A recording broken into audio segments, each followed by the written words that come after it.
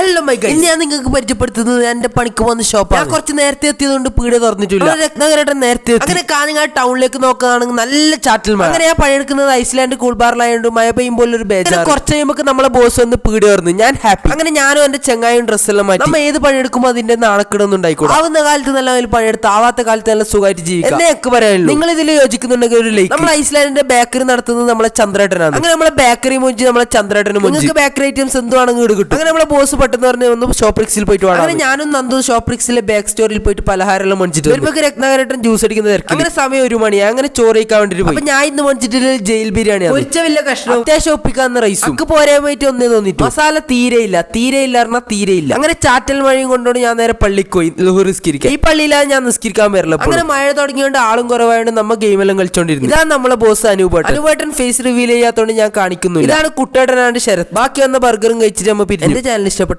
ഒന്ന് സബ്സ്ക്രൈബ് ചെയ്യോ.